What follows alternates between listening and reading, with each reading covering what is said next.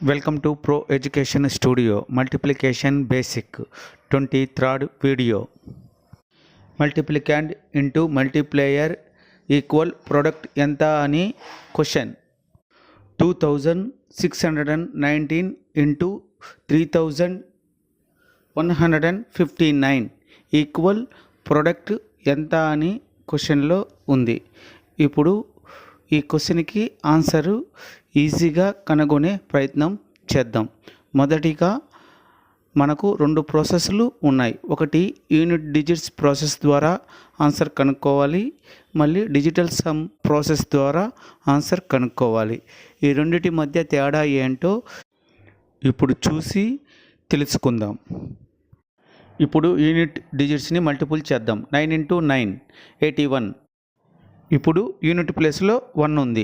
అలాగే digital sum ప్రాసెస్లో 4 ఆన్సర్లు ABCD 4 ఆన్సర్లో మనకు ఏ ఆన్సర్లో 1 ఉంది. మిగతా 3 ఆన్సర్లో 1 రిపీట్ అవ్వలేదు. కాబట్టి ఆన్సర్ యూనిట్ డిజిట్స్ ప్రాసెస్లో ఆన్సర్ ఏ.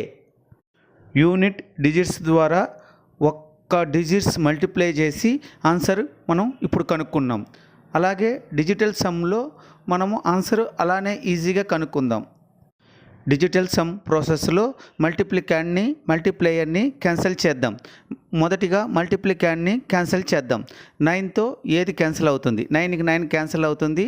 అలాగే మనకు 6 + 2 + 1 9 కాంబినేషన్ వచ్చింది, అది క్యాన్సిల్ అయిపోయింది. ఇప్పుడు మల్టిప్లికాండ్ 0 అయిపోయింది. ఇప్పుడు మల్టిప్లయర్కి వస్తాం. 9కి 9 క్యాన్సిల్ అయిపోయింది. అలాగే 5 3 1 కాంబినేషన్ 9 వచ్చింది, అంటే ఇది కూడా మల్టిప్లేయరు 0 అయిపోయింది. 0 × 0 0. 0 మనకు దేంతో సమానం? 9తో సమానం.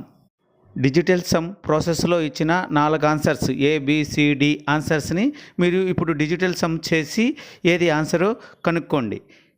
ఒక్కొక్క ఆన్సర్ 9 కాంబినేషన్ చూసుకొని క్యాన్సిల్ చేసేయండి. ఏ ఆన్సర్లో అయితే మనకు 9 వస్తుందో ఆ 9ఏ మనకు ఆన్సర్ అవుతుంది. ఇప్పుడు మన ఆన్సర్ సి.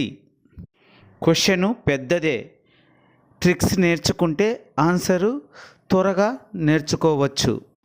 అర్థమైన వాళ్ళకి ఓకే, అర్థం కాని వాళ్ళు ఖచ్చితంగా ప్రాక్టీస్ అనేది చెయ్యండి. Okay, thank you friends.